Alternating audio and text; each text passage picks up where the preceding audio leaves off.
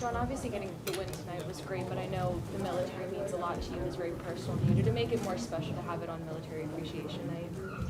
Yeah, no matter if you win or lose, that stuff's a hell of a lot more important than what we're doing. We get a chance to do that because of them. It seemed like he responded in a pretty good way tonight. What did you just think of his overall game, not just the scoring? Yeah, he played good. You guys obviously were up 3-0 there. Kind of unraveled a little bit in the third. Are you happy that they responded that way? That they only give up that goal? Unraveled in 2 or 3 minutes, yeah. We have a lesson to learn there, but found a way to win. Other than that, I thought even the third period, we played a good third period, get unlucky at the end. Yeah, I liked our game.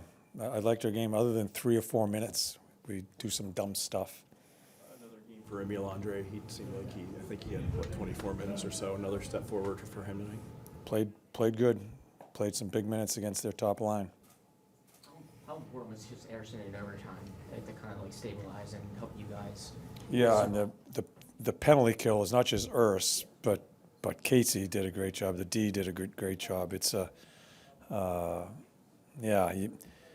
Urs is, and then when it comes to the shootout too, he just seems so confident. Big reason why we win.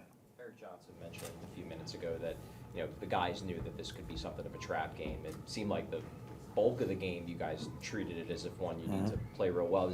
Do you think it maybe during those minutes that slipped into their minds a little bit? No, I just think at the end of the second period, Tip's out there for about 10 minutes, a long shift, and drops the puck at the end of his shift. That ends up in the back of our net.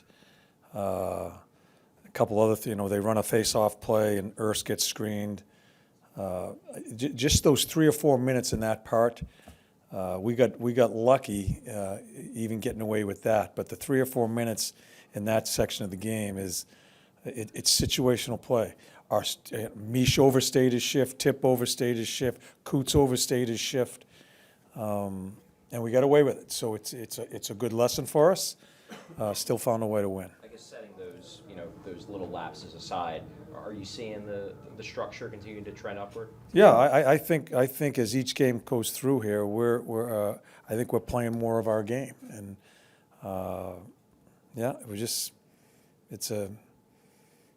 it's a situation that you feel good about how we get the 2 points, but also understand the situations that involve in those few minutes, how things change so quickly. But found a way. You talked a lot about building off of games and seeing how to get back to what you guys were doing last year. Do you see that finally now transitioning, that you guys, a couple of good stretch against the gauntlet you just went through tonight, and you just mentioned that it's getting better? I think we're trying to put layers on our game, trying to be more consistent, trying to be on our toes. I think our third man is showing up more where we can pinch. I think we're a lot more aggressive that way, and we get a team that's back to back. Wanted to try to take advantage of that.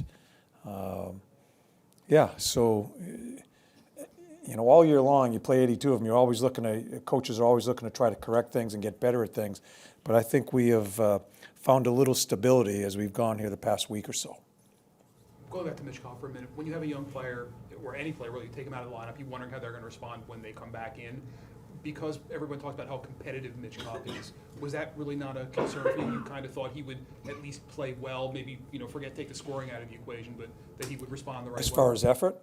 Effort, response, just everything you were looking for.